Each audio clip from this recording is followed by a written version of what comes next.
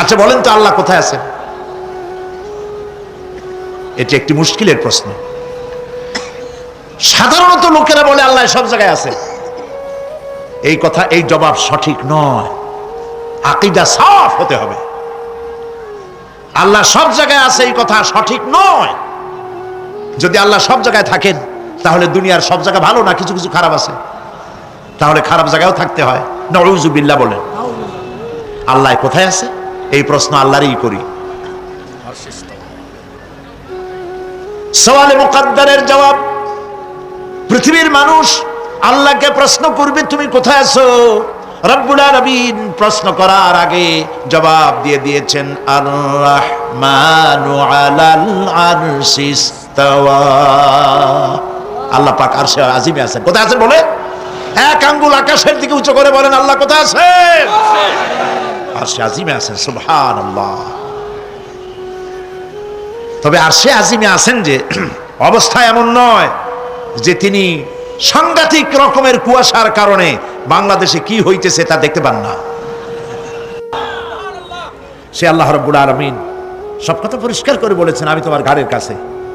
তার মানে আল্লাহর ইলম, তার নজর, তার সামা এবং তার বসর, তার দেখা, তার শোনা, তার ইলম সবটা আমাকে ঘিরে আছে, আমি তার বাইরে নাই। আল্লাহ মানুষকে সতর্ক করতেছেন, মা ইয়ালফিযু মিন কাওলিন ইল্লা লাদাইহি রাকীবুন আতীদ। মানুষ এমন কোন কথা বলে না যা আমার ফেরেশতারা রেকর্ড করে না রাখে। যা করো তাও লেখা হয়, যা বলো তাও লেখা হয়ে যায়। দুনিয়ায় গোয়েন্দা বিভাগ আছে, আমার দেশে গোয়েন্দা বিভাগ আছে না? কি নাম কত দুই একটা আন্দাজে কইলো আছে। CID, DIB, DFI, army intelligence, কত রকম গোয়েন্দা আছে, কত বাহিনী আছে আপনি টের পাবেন না। পাগড়ি একটা বান্ধি আপনার সামনে বসা, আপনি বুঝবেন না যে আপনার আমলনামা রেকর্ড করতেছে ওখানে বসে। আপনি তো মনে করেছেন দরবেশ সাহেব 6 সেল্লা দিয়ে আসছে, কিন্তু তিনি গভর্নমেন্ট অফিসার, আপনার সর্বনাশ করতেছে, আপনি টের পাচ্ছেন না। এই যে যদি মানুষের রাষ্ট্র ঠিক রাখার জন্য দুনিয়ার সরকারের দরকার হয়, তাহলে আল্লাহ পাকের এই বিশাল সাম্রাজ্য রক্ষা করার জন্য আল্লাহর গোয়েন্দা বিভাগ নাই? আল্লাহ রাব্বুল আলামিন তার গোয়েন্দা বিভাগ কাজ করতেছি।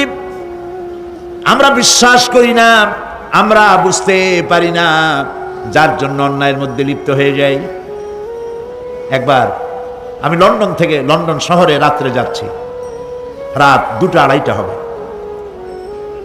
প্রতিমধ্যে রেড সিগন্যাল জ্বলল, গাড়িটা থামায় দিল, সামনে আর গাড়ি টাড়ি নেই। আমি ড্রাইভারে বললাম যে গাড়ি টাড়ি তো নাই সামনে, আমরা তো ইচ্ছা করলে যেতে পারি। ড্রাইভার বলল পারি, কিন্তু যাব না। কেন যাবেন না? বলল যে এই সিগন্যালের সাথে ক্যামেরা আছে, অটোমেটিক ক্যামেরা। আমি যদি এখান থেকে এটাকে ক্রস করি তাহলে আগামীকাল কোর্ট থেকে আমার নামে চিঠি আসবে। রাত 2:45, এই রঙের গাড়ি, এত নাম্বার গাড়ি, এবং আপনার চেহারা শরীফ এই, আপনি রাত 2:45 সময় রেড সিগন্যাল অমুক এলাকা থেকে ক্রস করেছেন, মেহরবানি করে কোর্টে আসেন আর জরিমানা দিয়ে যান। এই লোকটি এইখানে ক্যামেরা আছে, এটা চোখে দেখছে, সেই জন্য বিশ্বাস করলো। কিন্তু এই ক্যামেরায় স্ন্যাপ নেওয়ার জন্য কোনো ক্যামেরা ম্যান নাই, অথচ গাড়ি ক্রস করলেই, ওভার স্পিড করলেই ছবি তুলে ফেলবে। এই বুদ্ধিটা কে দিছেন?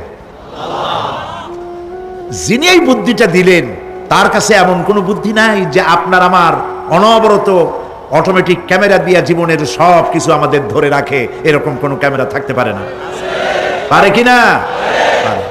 কিন্তু আমাদের কপাল খারাপ।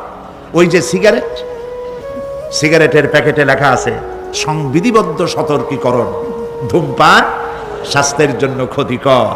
প্যাকেটে লেখা আছে, হাতের মুঠায় ধরিয়া সিগারেট ধরে টান মারিয়া উপরে ফু দিয়া তাকায় দেখে ফু যায় কদ্দুর। ওইখানে ক্যামেরার সাথে কোনো মানুষ নাই, ক্যামেরা আছে তাই বিশ্বাস করে। কিন্তু আল্লাহর ক্যামেরাগুলি চোখে দেখে না। ওখানে যেমন রেড বর্ডার আছে, আল্লাহ রাব্বুল আলামিন জীবনের প্রত্যেকটি মোড়ে মোড়ে রেড বর্ডার লাগাই দিয়েছেন। জেনা করো না, একটি রেড সিগন্যাল। মদ পান করো না, আরেকটি রেড সিগন্যাল।